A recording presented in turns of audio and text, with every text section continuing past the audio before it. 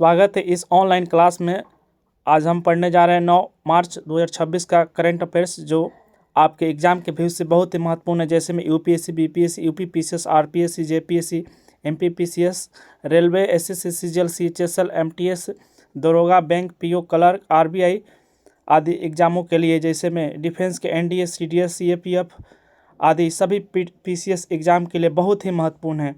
तो चलिए शुरू करते हैं 9 मार्च 2026 का करंट अफेयर्स, जो आपके एग्ज़ाम के व्यू से बहुत ही महत्वपूर्ण है। तो पहला क्वेश्चन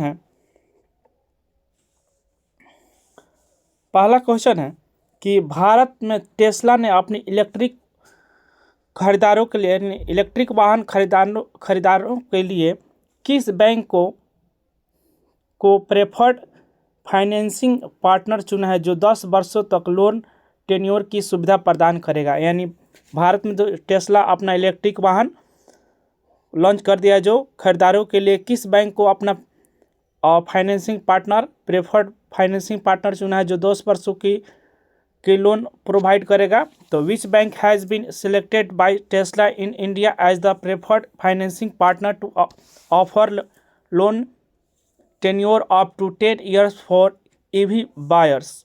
तो ऑप्शन एक में है State Bank of India, option B में एक्सिस बैंक, ऑप्शन सी में है एचडीएफसी बैंक, ऑप्शन डी में आईसीआईसीआई बैंक। तो इसका आंसर हो जाएगा ऑप्शन बी सही हो जाएगा, एक्सिस बैंक इसका आंसर हो जाएगा। जो भारत में टेस्ला ने अपनी इलेक्ट्रिक वाहन खरीदारों के लिए एक्सिस बैंक को प्रेफर किया है, जो 10 वर्षों तक लोन टेन्योर की सुविधा प्रदान करेगा, जो ऑप्शन बी सही हो जाएगा। 10 वर्षों तक लोन प्रोवाइड करेगा, जो टेस्ला ने इसे अपना प्रेफर किया है। तो आइए इसके बारे में विस्तार से देखते हैं। एक्सिस बैंक ने टेस्ला के साथ साझेदारी किया है ताकि भारत में इलेक्ट्रिक वाहन खरीदारों के लिए कस्टमाइज्ड फाइनेंसिंग सॉल्यूशन प्रदान किया जा सके, जिसके तहत ग्राहकों को 10 वर्षों तक लोन प्रोवाइड करेगा। 10 वर्षों तक टेन्योर उसका रहेगा, जिसमें ईएमआई होगी और इलेक्ट्रिक व्हीकल खरीदना आसान हो जाएगा किफ़ायती दामों पर। यह पहल भारत में इलेक्ट्रिक मोबिलिटी मिशन और स्वच्छ ऊर्जा यानी क्लीन एनर्जी को बढ़ावा देने के उद्देश्य से महत्वपूर्ण मानी जा रही है। तो इसका आंसर हो जाएगा ऑप्शन बी सही हो जाएगा, एक्सिस बैंक ऑप्शन बी सही हो जाएगा। यानी इलेक्ट्रिक गाड़ियाँ होंगी जो स्वच्छ वातावरण को बढ़ावा देगी। तो उम्मीद है कि आपको समझ आ गया होगा। अगला कंसेप्ट देखते हैं। अगला कंसेप्ट है कि टेस्ला एक अमेरिकी इलेक्ट्रिक वाहन कंपनी है। इसकी संस्थापक कौन है? तो एलन मस्क द्वारा इसका स्थापना किया गया है। इसके सीईओ कौन है? तो एलन मस्क है। जो टेस्ला का मुख्यालय का है तो ऑस्टिन यानी टेक्सास में स्थित है। टेस्ला मुख्य रूप से इलेक्ट्रिक व्हीकल और बैटरी टेक्नोलॉजी पर आधारित है, जो टेस्ला। अगला कंसेप्ट है कि हाल ही में समाचारों में रहा सुदर्शन टूल किस संस्था द्वारा विकसित एक एआई सॉफ्टवेयर है। यानी Sudarshan recently seen in the news is an AI software developed by which institution. तो ऑप्शन एक में है reserve bank of India, option B में नीति आयोग, ऑप्शन सी में securities and exchange board of India SEBI, option D में है national informatics centre. तो इसका आंसर हो जाएगा, जो हाल ही में जो समाचारों में रहा सुदर्शन टूल किस संस्था द्वारा विकसित किया गया है, तो इसका आंसर हो जाएगा ऑप्शन सेबी द्वारा विकसित किया गया है, यानी securities and exchange board of India, यानी सेबी द्वारा इसका स्थापना किया गया है। जो सुदर्शन टूल किस संस्था द्वारा विकसित किया गया है, तो एआई सॉफ्टवेयर तो सेबी द्वारा किया गया। आइए इसके बारे में विस्तार से देखते हैं। जो भारतीय प्रतिभूति एवं विनिमय बोर्ड है सेबी, तो वित्तीय बाजारों में क्या करेगा? यह डिजिटल निगरानी को बढ़ावा देने के लिए एआई टूल सुदर्शन का पेश किया गया है। किसके द्वारा? तो सेबी द्वारा। यह टूल अनियंत्रित वित्तीय प्रभाव को यानी इन्फ्लुएंसर द्वारा साझा की गई भ्रामक सामग्री को ट्रैक करने में क्या करेगा? मदद करेगा। तो यह टूल अनियंत्रित वित्तीय प्रभावकों को द्वारा जो साझा की गई भ्रामक सामग्री को ट्रैक करने में क्या करेगा? मदद करेगा। तो इसका आंसर हो जाएगा ऑप्शन सी सही हो जाएगा, भारतीय प्रतिभूति और विनिमय बोर्ड यानी सेबी के द्वारा लॉन्च किया गया है। उम्मीद है कि आपको समझ आ गया होगा। अगला कंसेप्ट देखते हैं। अगला कंसेप्ट है कि हाल ही में जो 88 वर्ष की आयु में दिवंगत हुए हैं एच के दुआ मुख्य रूप से किस क्षेत्र से जुड़े थे? यानी HK Dua was who recently passed away at the age of 88 was primarily associated with which field. तो ऑप्शन 1 में है पॉलिटिक्स, ऑप्शन बी में सिनेमा, ऑप्शन सी में खेल, ऑप्शन डी में जर्नलिज्म। तो इसका आंसर हो जाएगा जो HK दुआ मुख्य रूप से किस क्षेत्र से जुड़े थे, तो जर्नलिज्म से जुड़े थे। ऑप्शन डी सही हो जाएगा, जर्नलिज्म इसका आंसर हो जाएगा। पत्रकारिता से इनका संबंध है, जिनका हाल ही में 88 वर्ष की आयु में निधन हो गया है HK दुआ का, जो पत्रकारिता करते थे यानी जर्नलिज्म करते थे। तो इसका ऑप्शन डी सही हो जाएगा। आइए इनके बारे में विस्तार से देखते हैं। जो HK दुआ एक प्रसिद्ध भारतीय पत्रकार भी रहे, संपादक और राज्यसभा के पूर्व सांसद भी रहे। उन्हें भारतीय पत्रकारिता और सार्वजनिक जीवन में एक महत्वपूर्ण योगदान भी रहा है। उन्होंने मुख्य रूप से कई समाचार पत्रों के संपादक यानी एडिटर भी रहे हैं और कार्य भी किए हैं, जिसमें हिंदुस्तान भी रहा है शामिल, Hindustan times, the Indian express भी रहा है, द ट्रिब्यून भी रहा है। पत्रकारिता में उनके महत्वपूर्ण योगदान के लिए उन्हें पद्म भूषण से भी सम्मान किया गया है, यानी ऑप्शन डी सही हो जाएगा। यानी जर्नलिज्म इनका पेशा रहा है, तो ऑप्शन डी सही हो जाएगा। ये जर्नलिज्म थे, यानी जो हिंदुस्तान टाइम्स और इंडियन एक्सप्रेस और द ट्रिब्यून में भी संपादक कर चुके हैं, इन कार्य भी किए हैं। तो ऑप्शन डी सही हो जाएगा। अगला कंसेप्ट देखते हैं। अगला कंसेप्ट है कि GSMA द्वारा मोबाइल वर्ल्ड कांग्रेस 2026 में लाइफ टाइम अचीवमेंट अवार्ड से किसे सम्मानित किया गया है, यानी who was honoured with the life time achievement award by the GSMA at the mobile world Congress 2026। तो ऑप्शन 1 में मुकेश अंबानी, ऑप्शन बी में सुंदर पिचाई, ऑप्शन सी में सुनील भारती मित्तल, ऑप्शन कुमार मंगलम बिरला। तो GSMA द्वारा मोबाइल वर्ल्ड कांग्रेस 2026 में लाइफ टाइम अचीवमेंट अवार्ड से किसे सम्मानित किया गया है, तो इसका आंसर हो जाएगा ऑप्शन सी सही हो जाएगा, सुंदर भारती मित्तल। इसका आंसर हो जाएगा ऑप्शन सुनील भारती मित्तल, इसका आंसर हो जाएगा ऑप्शन सी सही हो जाएगा, सुनील भारती मित्तल, जो ऑप्शन सी इसका आंसर हो जाएगा। आइए इनके बारे में विस्तार से देखते हैं। सुनील भारती मित्तल जो एक भारतीय इंटरप्राइजेस के संस्थापक और अध्यक्ष भी रहे हैं। GSMA द्वारा इन्हें मोबाइल वर्ल्ड कांग्रेस 2026 में लाइफ टाइम अचीवमेंट अवार्ड से भी सम्मानित किया गया है 2026 में, यानी मोबाइल वर्ल्ड कांग्रेस 2026 में इन्हें लाइफ टाइम अचीवमेंट अवार्ड से भी सम्मानित किया गया है GSMA द्वारा।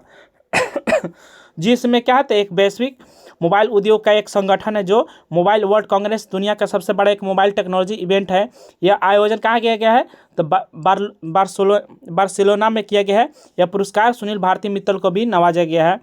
तो उम्मीद है कि आपको समझ आ गया, ऑप्शन सी सही हो जाएगा, सुनील भारती मित्तल इसका आंसर हो जाएगा। तो बार्सिलोना जो कहाँ है, तो आप कमेंट में बताइए। अगला कंसेप्ट देखते हैं। इस कार्यक्रम का आयोजन बार्सिलोना स्पेन में किया गया है, यानी GSMA वैश्विक मोबाइल उद्योग का प्रमुख संगठन है।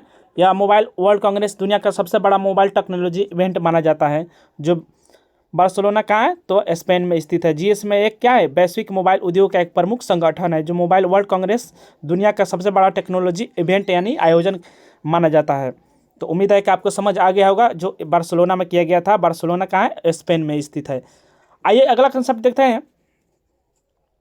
India women's national cricket team ICC women's cricket world cup जीतने के बाद 2026 में किस प्रतिष्ठित वैश्विक पुरस्कार के लिए नामांकित किया गया है, यानी after winning the ICC women's cricket world cup the India women's national cricket team has been nominated for which prestigious global award 2026।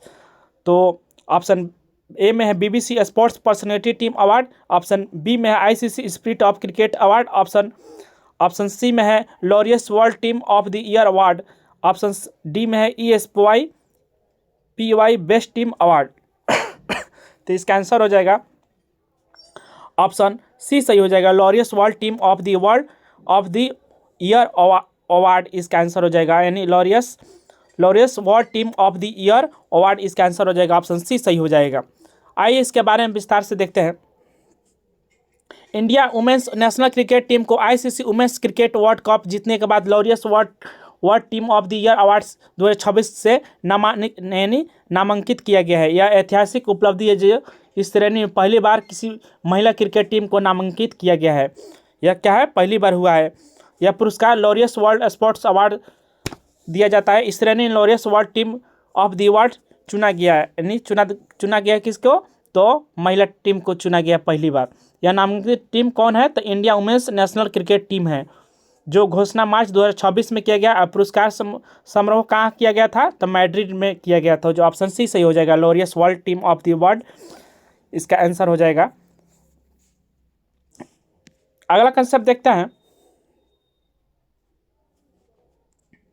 अगला कंसेप्ट है कि हाल ही में डोल यात्रा त्यौहार किस राज्य में मनाया जाता है? यानी रिसेंटली द डोल यात्रा festival was celebrated which state of India? तो ऑप्शन एक में असम, ऑप्शन बी में वेस्ट बंगाल, ऑप्शन सी में है ओडिशा, ऑप्शन डी में है त्रिपुरा। तो हाल ही में जो डोल यात्रा त्यौहार किस राज्य में मनाया जाता है? तो इसका आंसर हो जाएगा ऑप्शन बी सही हो जाएगा, वेस्ट बंगाल में यानी पश्चिम बंगाल में मनाया जाता है। यानी डोल यात्रा त्यौहार किस राज्य में मनाया जाता है? तो वेस्ट बंगाल में मनाया जाता है, यानी पश्चिम बंगाल में मनाया जाता है। उम्मीद है कि आपको समझ आ गया होगा। अगला कंसेप्ट देखते हैं, जो ऑप्शन पश्चिम बंगाल इसका आंसर हो जाएगा, बी सही हो जाएगा, पश्चिम बंगाल ऑप्शन। तो डोल यात्रा मुख्य रूप से वेस्ट बंगाल में मनाया जाने वाला एक पारंपरिक त्यौहार है। यह वसंत ऋतु यानी होली के अवसर पर मनाया जाता है। इस दिन राधा कृष्ण की पूजा की जाती है और रंग गुलाल का साथ उत्सव मनाया जाता है। तो ऑप्शन बी सही हो जाएगा, पश्चिम बंगाल इसका आंसर हो जाएगा। अगला कंसेप्ट देखते हैं, भारत का स्वदेशी स्टील्थ कॉम्बैट ड्रोन यानी घातक यूसीएवी किस संगठन द्वारा विकसित किया जा रहा है? India indigenous stealth combat drone Ghatak UCAV is being developed by which organisation? तो ऑप्शन एक में Hindustan aeronautics limited, option B में है Indian space research organisation, option C में है defence research and development organisation यानी डीआरडीओ, ऑप्शन डी में है भारत इलेक्ट्रॉनिक्स लिमिटेड यानी बेल। तो इसका जो भारत का स्वदेशी stealth combat drone Ghatak UCAV किस संगठन द्वारा विकसित किया जा रहा है? तो इसका आंसर हो जाएगा ऑप्शन सी सही हो जाएगा, डीआरडीओ द्वारा विकसित किया जा रहा है। जो भारत का स्वदेशी stealth combat drone defence research development organisation यानी डीआरडीओ द्वारा विकसित किया जा रहा है। आइए इसके बारे में विस्तार से देखते हैं। घातक एक क्या है? घातक एक स्वायत्त स्टील्थ मानव रहित लड़ाकू विमान वाहन है, जो यूसीएवी है, जो रक्षा अनुसंधान यानी डीआरडीओ द्वारा विकसित किया गया। यानी यूसीएवी क्या है? तो घातक एक स्वायत्त स्टील्थ मानव रहित लड़ाकू वाहन है, जो डीआरडीओ द्वारा विकसित किया गया। परियोजना भारत की मेक इन इंडिया की पहल है, जो आत्मनिर्भर रक्षा उत्पादन रणनीति का एक हिस्सा है। इसका उद्देश्य क्या है? तो भारतीय वायुसेना के स्टील्थ तकनीक, लंबी दूरी और स्ट्राइक कैपेसिटी और आधुनिक युद्ध क्षेत्र को बढ़त दिलाना इसका काम है। तो इसका आंसर हो जाएगा ऑप्शन सी सही हो जाएगा, डीआरडीओ इसका आंसर हो जाएगा। अगला कंसेप्ट देखते हैं। अगला कंसेप्ट है कि हाल ही में joint declaration of digital and sustainability पर भारत और किस देश के बीच हस्ताक्षर किए गए हैं? यानी हाल ही में joint declaration on digital and sustainability पर भारत और किस देश के बीच हस्ताक्षर किए गए हैं? तो the joint declaration on digital and sustainability was recently signed between India and which country? तो ऑप्शन एक में जर्मनी, ऑप्शन बी में फिनलैंड, ऑप्शन सी में स्वीडन, ऑप्शन डी में जापान। तो इसका आंसर हो जाएगा भारत और किस देश के बीच हस्ताक्षर हुआ है joint declaration on digital sustainability? तो इसका आंसर हो जाएगा ऑप्शन बी सही हो जाएगा, फिनलैंड के बीच हस्ताक्षर हुआ है। भारत और फिनलैंड के बीच हस्ताक्षर हुआ है joint declaration on digital and sustainability, option B सही हो जाएगा। आइए इसके बारे में विस्तार से देखते हैं। अलेक्जेंडर स्टॉप की इंडिया यात्रा के दौरान क्या हुआ? मार्च 2026 के दौरान joint declaration on digital and sustainability पर हस्ताक्षर हुआ, जिसमें इस समझौते के तहत दोनों देशों के बीच 6G तकनीक, डिजिटल नवाचार और ग्रीन हाइड्रोजन के क्षेत्र को क्या मिलेगा? सहयोग मिलेगा। तो दोनों देशों के बीच किस चीज़ पर तकनीक और 6G तकनीक और डिजिटल नवाचार और ग्रीन हाइड्रोजन के क्षेत्र में और साइन हुआ है, MOU पर साइन हुआ है। तो इसका आंसर हो जाएगा ऑप्शन बी सही हो जाएगा, फिनलैंड, जो बी सही हो जाएगा, फिनलैंड। अगला कंसेप्ट देखते हैं। अगला कंसेप्ट है कि नेपाल के नए प्रधानमंत्री के रूप में निर्वाचित किए गए जो देश के युवा सबसे प्रधानमंत्री कौन बने हैं? तो नेपाल के नए प्रधानमंत्री कौन बने हैं जो देश के सबसे युवा प्रधानमंत्री बने हैं? तो who has been elected as the new prime minister of Nepal becoming the youngest prime minister of the country? यानी कौन है? तो ऑप्शन एक में KP Sharma Oli, option B में पुष्प कमल दहल प्रचंड, यानी ऑप्शन सी में शेर बहादुर देउबा, ऑप्शन डी में बलेंदर शाह यानी बलेन शाह। तो इसका आंसर हो जाएगा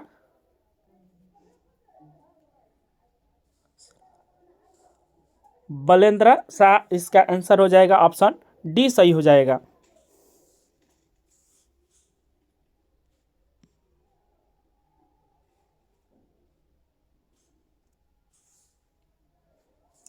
बलेन शाह इसका आंसर हो जाएगा बलेन शाह। जो इनकी आयु क्या है, 35 वर्ष है। जो नेपाल के इतिहास में सबसे युवा प्रधानमंत्री बने हैं बलेन शाह। जो इनका बैकग्राउंड क्या है, तो पूर्व काठमांडू के मेयर और लोकप्रिय नेता भी रहे हैं। ये राष्ट्रीय दल स्वतंत्रता पार्टी यानी आरएसपी इनका पार्टी का नाम है। राष्ट्रीय स्वतंत्रता पार्टी यानी आरएसपी इनका पार्टी का नाम है। इलेक्शन 2026 में किया गया है, जो उन्होंने पूर्व प्रधानमंत्री केपी शर्मा ओली के चुनाव में हराया है। तो इसका आंसर हो जाएगा ऑप्शन बलेन शाह। इसका आंसर हो जाएगा ऑप्शन सी सही हो जाएगा। अगला कंसेप्ट देखते हैं। इसका सी सही नहीं होगा, सी इसका गलत टीम के द्वारा हो गया। इसका डी सही हो जाएगा, डी।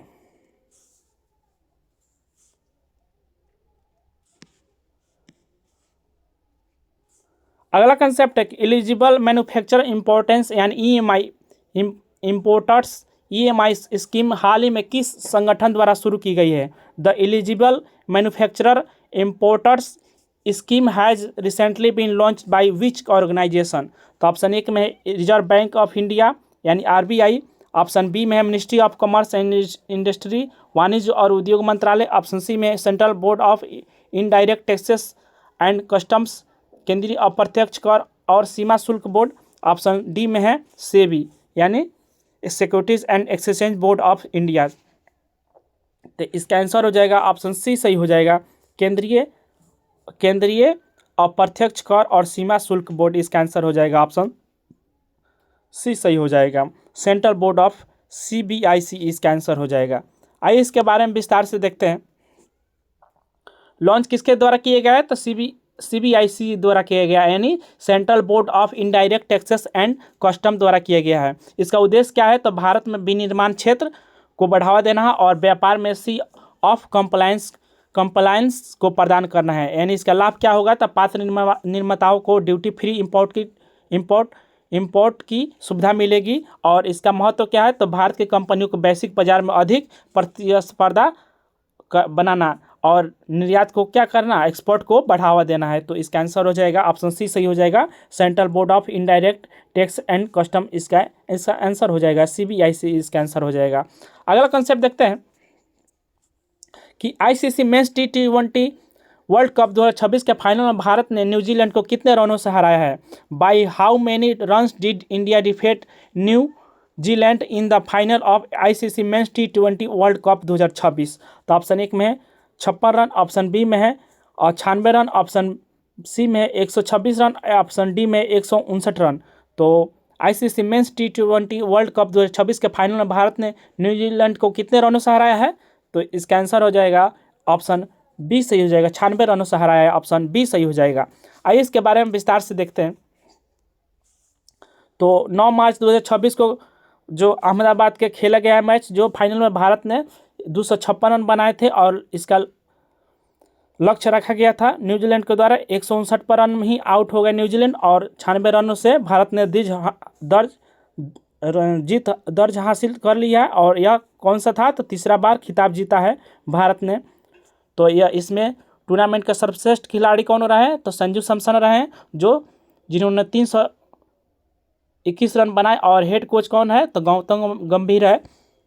तो इसका आंसर हो जाएगा ऑप्शन बी सही हो जाएगा। अगला कंसेप्ट देखते हैं। 8 मार्च 2026 को नरेंद्र मोदी स्टेडियम अहमदाबाद में खेले गए ICC men's T20 world cup 2026 के फाइनल में न्यूजीलैंड नेशनल क्रिकेट टीम को हराकर किस टीम ने जीता है?